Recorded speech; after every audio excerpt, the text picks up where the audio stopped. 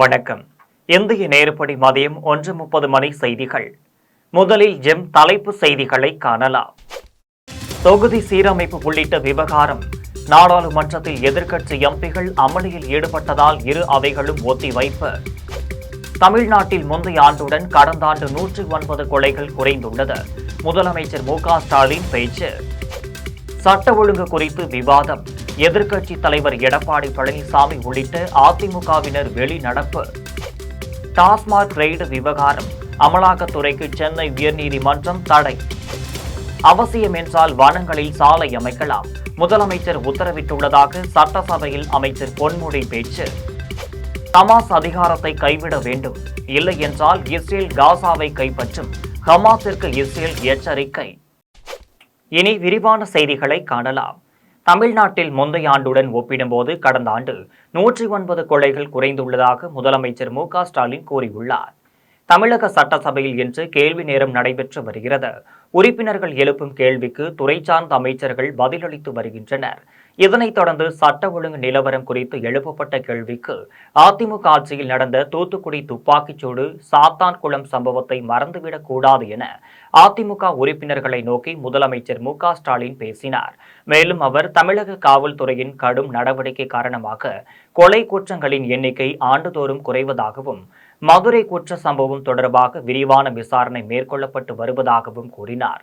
தொடர்ந்து பேசிய அவர், முந்தைய ஆண்டுடன் ஒப்பிடும்போது கடந்த ஆண்டு 109 கொலைகள் குறைந்துள்ளதாகவும், குற்றவாளிகள் யாராக இருந்தாலும், எந்த கட்சியை சார்ந்தவர்களாக இருந்தாலும் பாரபட்சமின்றி நடவடிக்கை எடுப்பதாகவும், தொடர்ந்து குற்றம் புரிவோர் கூலிப்படையினரின் நடவடிக்கைகள் கண்காணிக்கப்பட்டு வருவதாகவும் முதலமைச்சர் மு.க.ஸ்டாலின் கூறினார். கொலை பட்டியலை காண்பதே திமுக ஆட்சியின் சாதனையாக உள்ளதாக எடப்பாடி பழனிசாமி குற்றம் சாட்டியுள்ளார். சட்டசபையில் சட்ட ஒழுங்கு தொடர்பாக அதிமுக பொதுச் செயலாளர் எடப்பாடி பழனிசாமி பேசியதை அவை குறிப்பிலிருந்து நீக்கி சபாநாயகர் அப்பாவு உத்தரவிட்டார். இபிஎஸ் பேச்சு அவை குறிப்பிலிருந்து நீக்கப்பட்டதை கண்டித்து அதிமுகவினர் வெளிநடப்பு செய்தனர். இந்த நிலையில் எதிர்க்கட்சி தலைவர் எடப்பாடி பழனிசாமி செய்தியாளர்களை சந்தித்து பேசினார். அப்போது சட்ட ஒழுங்கு பற்றி பேச அனுமதிக்கவில்லை என்றும், அதிமுகவை பொறுத்தவரை தமிழக மக்கள் பிரச்சனையை தீர்க்க வேண்டும் என்ற முறையில் செயல்படுவதாகவும் கூறினார். சட்டசபையில் பூஜ்ய நேரத்தில் பேசுவதற்கு அதிமுகவினருக்கு அனுமதி மறுப்பை கண்டித்து வெளிநடப்பு செய்வதாகவும், கொலை பட்டியலை காண்பதே திமுக ஆட்சியின் சாதனையாக உள்ளதாக அவர் குறிப்பிட்டார். வனங்களில் சாலை அமைக்க தேவையான பணிகளை மேற்கொள்ள முதலமைச்சர் உத்தரவிட்டுள்ளதாக அமைச்சர் பொன்முடி கூறியுள்ளார். தமிழ்நாடு சட்டசபையில் பட்ஜெட் மீதான 4வது நாள் விவாதம் தொடங்கி நடைபெற்று வருகிறது. இதில் பாமக சட்டமன்ற உறுப்பினர் ஜி.கே. மணி ஒகேனக்கல்லில் இருந்து திருப்பத்தூர் வரை உள்ள சாலைகள் 4 வழிச்சாலையாக எப்போது அகலப்படுத்தப்படும் என கேள்வி எழுப்பினார். இதற்கு பதிலளித்த அமைச்சர் ஏவா வேலு, வனத்துறை மத்திய அரசின் கட்டுப்பாட்டில் இருப்பதால் தடையில்லா சான்று பெறுவதில் தாமதம் ஏற்படுவதாகவும், விரைவில் சாலை விரிவாக்க பணிகள் நடைபெறும் என தெரிவித்தார். இதனைத் தொடர்ந்து பேசிய வனத்துறை அமைச்சர் பொன்முடி, அவசியம் என்றால் வனங்களில் சாலை அமைக்க தேவையான பணிகளை மேற்கொள்ள முதலமைச்சர் உத்தரவிட்டுள்ளதாகவும், துறைகளுடன் இணைந்து பேசி இதற்கான பணிகள் மேற்கொள்ளப்படும் என்றும் அவர் தெரிவித்தார். ஹமாஸ் அதிகாரத்தை கைவிட வேண்டும், இல்லை என்றால் இஸ்ரேல் காசாவை கைப்பற்றும் என இந்தியாவிற்கான இஸ்ரேலிய தூதர் ரூவன் அசார் தெரிவித்துள்ளார். இதுகுறித்து பேசிய ரூவான் அசார், காசாவில் ஹமாஸ் பொதுமக்களை மனித கேடயங்களாக பயன்படுத்துவதாகவும், காசாவை விட்டு வெளியேற்றிவிட்டால் இஸ்ரேல் ராணுவத்தின் முழு பலத்தையும் ஹமாஸ் எதிர்கொள்ளும் என்றும், ஹமாஸ் அதிகாரத்தை கைவிட வேண்டும், இல்லை என்றால் இஸ்ரேல் காசாவை கைப்பற்றும் என்றார். ஓட்டுநர் நடத்துனர் பணிகளுக்கு நாளை முதல் விண்ணப்பிக்கலாம் என அரசு போக்குவரத்து கழகம் அறிவித்துள்ளது. அரசு போக்குவரத்து கழகத்தில் காலியாக உள்ள 3274 ஓட்டுநர் நடத்துனர் பணியிடங்களுக்கு நாளை முதல் ஏப்ரல் 21ஆம் தேதி வரை விண்ணப்பிக்கலாம் என்று அறிவிப்பு வெளியிடப்பட்டுள்ளது. அதன்படி சென்னை உள்ளிட்ட 8 போக்குவரத்து மண்டலங்களுக்கு உட்பட்ட 25 பகுதிகளில் காலியாக உள்ள பணியிடங்கள் நிரப்பப்படும் என தமிழ்நாடு அரசு அறிவித்துள்ளது. அதிகபட்சமாக கும்பகோணம் மண்டலத்தில் 756 ஓட்டுநர் மற்றும் நடத்துனர் காலி பணியிடங்களும், சேலம் மண்டலத்தில் 486 ஓட்டுநர் மற்றும் நடத்துனர் பணியிடங்களும் நிரப்பப்பட உள்ளனர். இதேபோல் சென்னையில் 364 பணியிடங்களும், திருநெல்வேலி மண்டலத்தில் 362 பணியிடங்களும் காலியாக இருப்பதாக அறிவிக்கப்பட்டுள்ளது. குறைந்தபட்சம் 10ஆம் வகுப்பு தகுதி கொண்ட இப்பணியிடங்களுக்கு நாளை பிற்பகல் 1 மணி முதல் ஏப்ரல் 21ஆம் தேதி வரை அரசு போக்குவரத்து கழகத்தின் அதிகாரப்பூர்வ இணையதளம் வாயிலாக விண்ணப்பிக்கலாம் என அறிவிக்கப்பட்டுள்ளது. எழுத்துத் தேர்வு, செய்முறை மற்றும் நேர்காணல் மூலம் இப்பணியிடங்கள் நிரப்பப்படும் என்றும் அரசு போக்குவரத்து கழகம் தெரிவித்துள்ளது. பராமரிப்பு பணிகள் காரணமாக இன்று 18 புறநகர் ரயில்கள் ரத்து செய்யப்பட்டுள்ளதாக தெற்கு ரயில்வே அறிவித்துள்ளது. சென்னையில் பராமரிப்பு பணிகள் காரணமாக சென்னை மின்சார ரயிலானது ரத்து செய்யப்படுவது வழக்கம். அதன்படி பொன்னேரி, கவரப்பேட்டை ரயில் நிலையங்களுக்கு இடையே தண்டவாள பராமரிப்பு பணிகள் காரணமாக இன்று 18 புறநகர் ரயில்கள் ரத்து செய்யப்பட்டுள்ளதாக தெற்கு ரயில்வே அறிவித்துள்ளது. அதன்படி பிற்பகல் 1:20 மணி முதல் மாலை 5:20 மணி வரை 4 மணி நேரம் பராமரிப்பு பணிகள் நடைபெற உள்ளது என்றும், பயணிகள் வசதிக்காக இன்று சென்னை சென்ட்ரல், பொன்னேரி, மீஞ்சூர், எண்ணூர் இடையே 10 சிறப்பு ரயில்கள் இயக்கப்படும் என்றும் தெற்கு ரயில்வே அறிவிப்பு வெளியிட்டுள்ளது. கன்னியாகுமரியில் தண்டவாளத்தில் கற்களை வைத்து ரயிலை கவிழ்க்க முயன்ற சம்பவம் பெரும் பரபரப்பை ஏற்படுத்தியுள்ளது. மங்களூரு செல்லும் பரசுராமன் எக்ஸ்பிரஸ் ரயில் இன்று அதிகாலை குமரியில் இருந்து புறப்பட்டது. ராணியல் ரயில் நிலையம் அருகே தண்டவாளத்தில் கற்கள் அடுக்கி வைக்கப்பட்டிருப்பதை பார்த்த லோகோ பைலட் ரயிலை நிறுத்தினார். இதனால் பெரும் அசம்பாவிதம் தவிர்க்கப்பட்டது. பின்னர் தண்டவாளத்தில் இருந்த கற்களை அகற்றிய பின்னர் அரை மணி நேரம் ரயில் தாமதமாக புறப்பட்டு சென்றது. இதையடுத்து தண்டவாளத்தில் கற்களை வைத்தது யார் என்பது குறித்து ரயில்வே போலீசார் தீவிர விசாரணை நடத்தி வருகின்றனர். பிரபல ரவுடி ஈரோட்டில் மர்ம கும்பலால் வெட்டி படுகொலை செய்யப்பட்ட நிலையில் கொலை செய்துவிட்டு தப்பிச் சென்ற 4 பேரை போலீசார் துப்பாக்கியால் சுட்டு பிடித்துள்ளனர். சேலம் மாவட்டத்தைச் சேர்ந்த ஜான் என்கின்ற சாணக்கியன் பிரபல ரவுடியான இவர் மீது சேலம் மாவட்டத்தில் பல்வேறு குற்ற வழக்குகள் உள்ளனர். இந்த நிலையில் இவர் சேலத்தில் இருந்து தனது மனைவி ஆத்திராவுடன் திருப்பூர் செல்வதற்காக காரில் புறப்பட்டு சென்றார். இவர்கள் சென்ற கார் ஈரோடு மாவட்டம் நாசினூர் சாமி கவுண்டபாளையம் பிரிவு அருகில் சென்று கொண்டிருந்த போது காரை பின்தொடர்ந்து வந்த மர்ம கும்பல் கண்ணியமிக்கும் நேரத்தில் ஜான் மற்றும் அவரது மனைவியை வெட்டிவிட்டு தப்பிச் சென்றனர். இதில் சம்பவ இடத்திலேயே ஜான் ரத்த வெள்ளத்தில் பரிதாபமாக இருந்தார். இது குறித்து தகவல் அறிந்து வந்த சித்தோடு போலீசார் உயிருக்கு போராடி கொண்டிருந்த ஆதிராவை மீட்டு மருத்துவமனைக்கு அனுப்பி வைத்து விசாரணை நடத்தினர். மேலும் போலீசாரின் முதற்கட்ட விசாரணையில் இறந்த ஜான் மீது 2 கொலை வழக்கு உள்ளிட்ட 15க்கும் மேற்பட்ட வழக்குகள் உள்ளது தெரிய வந்தது. ஜானை கொலை செய்துவிட்டு சேலம் நோக்கி செல்லும் போது சித்தோடு அருகே உள்ள பச்சப்பாலி என்ற இடத்தில் போலீசார் 4 பேரை காலில் சுட்டு பிடித்தனர். இந்த நிலையில் அவர்களுக்கு தீவிர சிகிச்சை அளிக்கப்பட்டு வருகிறது. வாணியம்பாடியில் கஞ்சா விற்பனையில் ஈடுபட்ட 5 பேரை போலீசார் கைது செய்தனர். திருப்பத்தூர் மாவட்டம் வாணியம்பாடியை அடுத்த நேதாஜி நகரில் கஞ்சா விற்பனை செய்து வருவதாக மாவட்ட காவல் கண்காணிப்பாளர் ஸ்ரேயா குப்தாவிற்கு ரகசிய தகவல் கிடைத்தது. இதன் காரணமாக தீவிர கண்காணிப்பு பணியில் ஈடுபட்ட கஞ்சா விற்பனை செய்த கௌதம், ராஜேஷ், விநாயகம், செல்வம் மற்றும் சந்தோஷ் ஆகிய 5 பேரை போலீசார் கைது செய்தனர். பின்னர் அவர்களிடமிருந்து 1.5 கிலோ கஞ்சா, 2 சக்கர வாகனம், 9 செல்போன்கள் பறிமுதல் செய்யப்பட்டது. மேலும் இதில் தொடர்புடைய முக்கிய நபரான ராஜசேகர் என்பவரை போலீசார் தேடி வருகின்றனர். செங்கம் அருகே வெவ்வேறு இடங்களில் மர்மமான முறையில் உயிரிழந்த 2 ஆண் சடலங்களை கைப்பற்றி காவல்துறையினர் விசாரணை மேற்கொண்டு வருகின்றனர். திருவண்ணாமலை மாவட்டம் செங்கம் அருகே இறையூரில் அடையாளம் தெரியாத ஆண் சடலம் ஒன்றை போலீசார் கைப்பற்றினர். பின்னர் இது தொடர்பாக வழக்கு பதிவு செய்து கொலையா அல்லது விபத்தா என போலீசார் விசாரணை மேற்கொண்டு வருகின்றனர். இதேபோல் செங்கம் அடுத்த தரட்டாப்பட்டு அரசு மதுபான கடை அருகே உயிரிழந்த நிலையில் மீட்கப்பட்ட ஆண் சடலத்தை தண்டாரம்பட்டு காவல்துறையினர் வழக்கு பதிவு செய்து விசாரணை நடத்தி வருகின்றனர். திருவள்ளூர் அருகே சாலை விபத்தில் 2 மாணவர்கள் பரிதாபமாக உயிரிழந்தனர். திருவள்ளூர் மாவட்டம் வேங்கலைச் சேர்ந்த சபரிநாதன் தனது உறவினரான ஜெகதீப் உடன் 2 சக்கர வாகனத்தில் சென்றுள்ளனர். அப்போது 2 சக்கர வாகனம் கட்டுப்பாட்டை இழந்ததில் இருவரும் நிலை தடுமாறி கீழே விழுந்தனர். அப்போது எதிர் திசையில் வந்த லாரியின் சக்கரத்தில் சிக்கி இருவரும் சம்பவ இடத்திலேயே பரிதாபமாக உயிரிழந்தனர். இதையடுத்து தகவல் அறிந்து வந்த காவல்துறையினர் இருவரது உடலையும் கைப்பற்றி பிரேத பரிசோதனைக்காக திருவள்ளூர் அரசு மருத்துவமனைக்கு அனுப்பி வைத்தனர். தொடர்ந்து விபத்து தொடர்பாக லாரி ஓட்டுநர் ஜெயராஜை கைது செய்து விசாரணை நடத்தி வருகின்றனர். கோவையில் பாம்பு கடித்ததில் பாம்புபிடி வீரர் சிகிச்சை பலனின்றி பரிதாபமாக உயிரிழந்தார். கோவை தொண்டாமுத்தூரில் விஷப்பாம்பு ஒன்று குடியிருப்பு பகுதியில் நுழைந்துள்ளது. இது தொடர்பாக அப்பகுதி மக்கள் பாம்பு பிடி வீரர் சந்தோஷிடம் தகவல் தெரிவித்தனர். இதனைத் தொடர்ந்து பாம்பு பிடிப்பதற்காக முயன்ற அவரை பாம்பு கடித்தது. இதையடுத்து கோவை அரசு மருத்துவமனையில் தீவிர சிகிச்சை அளிக்கப்பட்டு வந்த நிலையில் சிகிச்சை பலனின்றி பரிதாபமாக உயிரிழந்தார். அவரது இறப்பிற்கு இயற்கை வன உயிரின ஆர்வலர்கள் இரங்கல் தெரிவித்து வருகின்றனர். திருவண்ணாமலை மாவட்ட காவல் கண்காணிப்பாளரிடம் பாதுகாப்பு வேண்டி புதுமண தம்பதியினர் புகார் அளித்துள்ளனர். திருவண்ணாமலை மாவட்டம் தலையாம்பள்ளம் கிராமத்தைச் சேர்ந்த மணிமாறனும் திருப்பத்தூர் மாவட்டத்தைச் சேர்ந்த பூர்ணிமாவும் காதலித்துள்ளனர். வெவ்வேறு சமூகத்தைச் சேர்ந்த இவர்களது காதலுக்கு பெண்ணின் குடும்பத்தினர் எதிர்ப்பு தெரிவித்துள்ளனர். இந்த நிலையில் இருவரும் திருமணம் செய்து கொண்டதால் பூர்ணிமாவின் குடும்பத்தினர் மிரட்டியுள்ளனர். இதுகுறித்து புதுமண தம்பதியினர் திருவண்ணாமலை மாவட்ட காவல் கண்காணிப்பாளரிடம் பாதுகாப்பு வேண்டி புகார் மனுவை அளித்துள்ளனர். சேலத்தில் பணியின் போது மது போதையில் இருந்த காவலர் பணியிடை நீக்கம் செய்யப்பட்டார். சேலம் மாவட்டம் ஆத்தூர் பகுதியைச் சேர்ந்தவர் சந்திரசேகரன். இவர் கெங்கவள்ளி காவல் நிலையத்தில் தலைமை காவலராக பணியாற்றி வருகிறார்.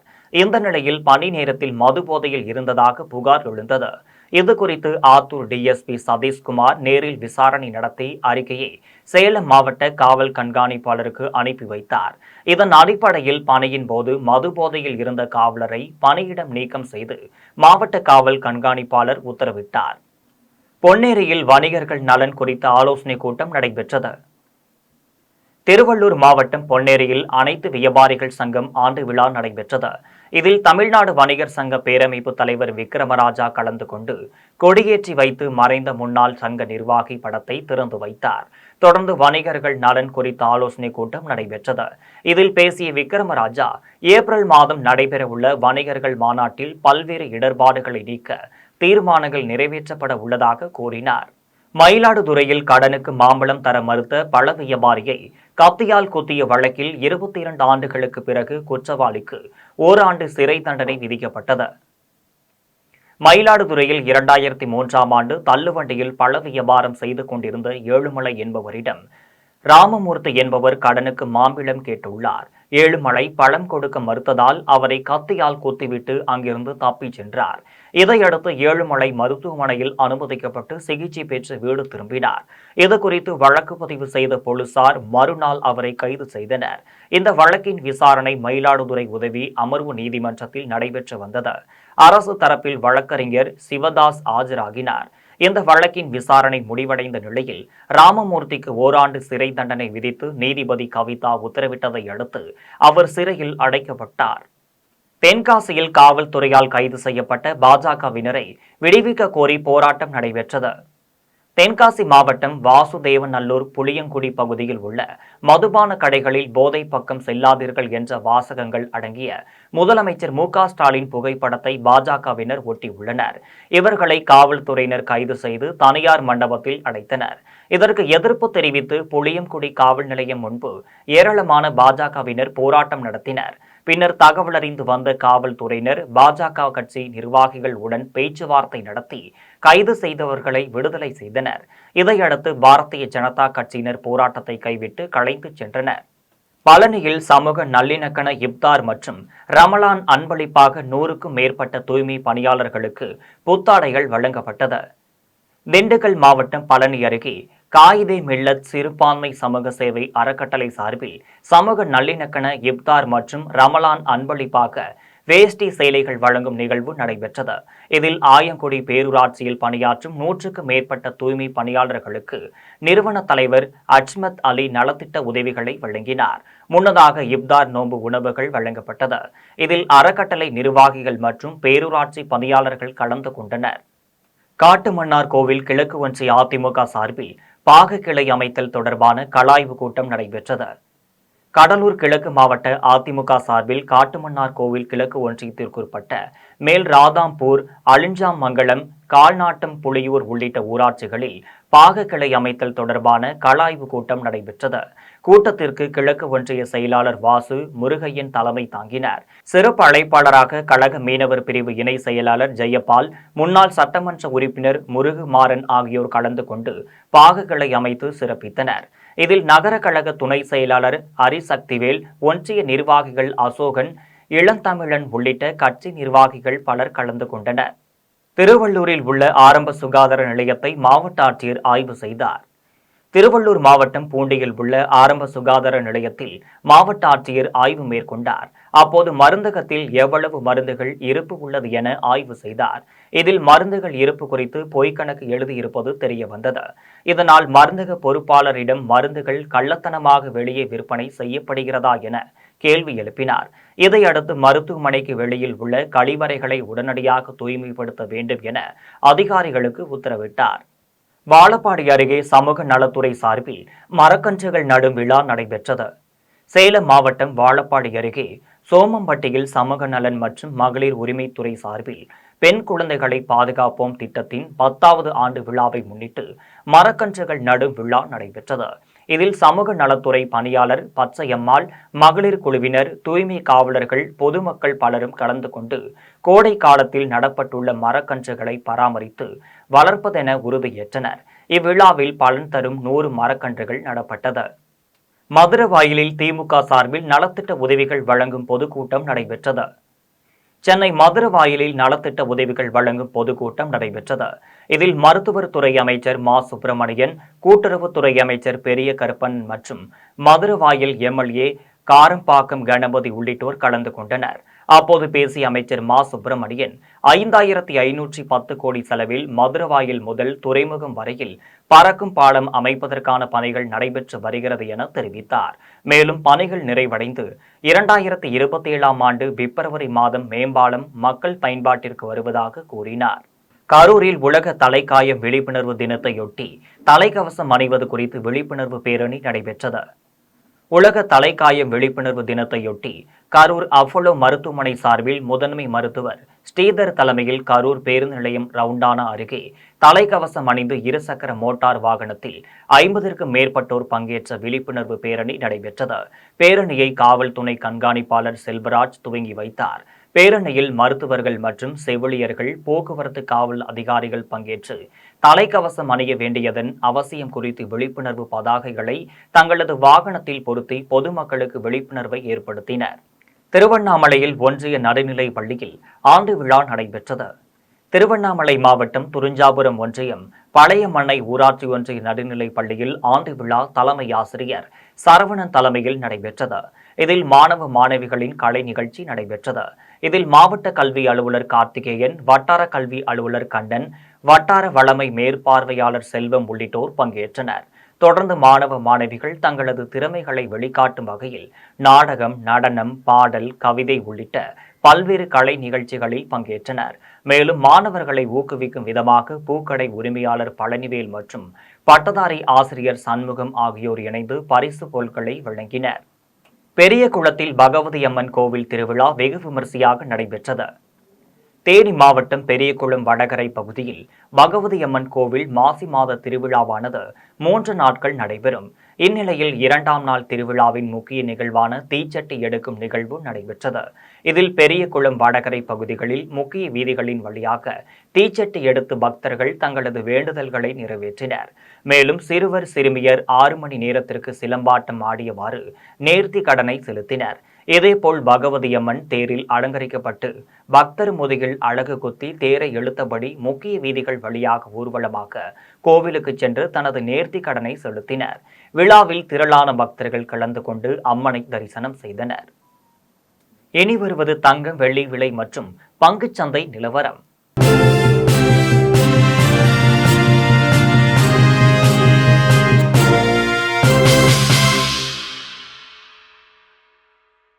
சென்னையில் ஆபரண தங்கத்தின் விலை ஒரு சவரன் 66,480 ரூபாய்க்கு விற்பனை செய்யப்படுகிறது. சென்னையில் இன்று ஆபரண தங்கத்தின் விலை கிராமிற்கு 20 ரூபாய் அதிகரித்து 8,310 ரூபாய்க்கு விற்பனை செய்யப்படுகிறது. மேலும் ஒரு சவரன் 120 ரூபாய் அதிகரித்து 66,480 ரூபாய்க்கு விற்பனை செய்யப்படுகிறது. 24 கேரட் தூய தங்கம் ஒரு சவரன் 72,528 ரூபாய்க்கும் விற்பனை செய்யப்படுகிறது. மேலும் ஒரு கிராம் வெள்ளி 114 ரூபாய்க்கும், 1 கிலோ வெள்ளி 1,14,000 ரூபாய்க்கும் விற்பனை செய்யப்படுகிறது. மும்பை பங்குச்சந்தை இன்று உயர்வுடன் காணப்படுகிறது. மும்பை பங்குச்சந்தை குறியீட்டு எண் சென்செக்ஸ் 458 புள்ளிகள் அதிகரித்து 75,907 புள்ளிகளில் வணிகமாகிறது. தேசிய பங்குச்சந்தை குறியீட்டு எண் நிப்டி 140 புள்ளிகள் அதிகரித்து 23,048 புள்ளிகளில் வணிகமாகிறது. மீண்டும் ஜெம் தலைப்பு செய்திகள். தொகுதி சீரமைப்பு உள்ளிட்ட விவகாரம். நாடாளுமன்றத்தில் எதிர்க்கட்சி எம்பிகள் அமளியில் ஈடுபட்டதால் இரு அவைகளும் ஒத்திவைப்பு.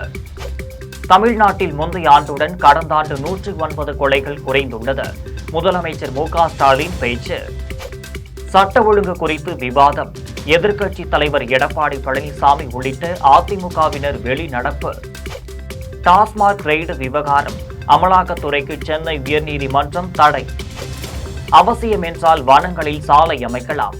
முதலமைச்சர் உத்தரவிட்டுள்ளதாக சட்டசபையில் அமைச்சர் பொன்முடி பேச்சு. ஹமாஸ் அதிகாரத்தை கைவிட வேண்டும், இல்லை என்றால் இஸ்ரேல் காசாவை கைப்பற்றும். ஹமாஸிற்கு இஸ்ரேல் எச்சரிக்கை. இத்துடன் ஜெம் செய்திகள் நிறைவடைகின்றன. மீண்டும் ஜெம் செய்திகள் மாலை 6 மணிக்கு. உடனுக்குடன் செய்திகளை காண GemLive.tv என்ற இணையதளத்தில் இணைந்திருங்கள். நன்றி, வணக்கம்.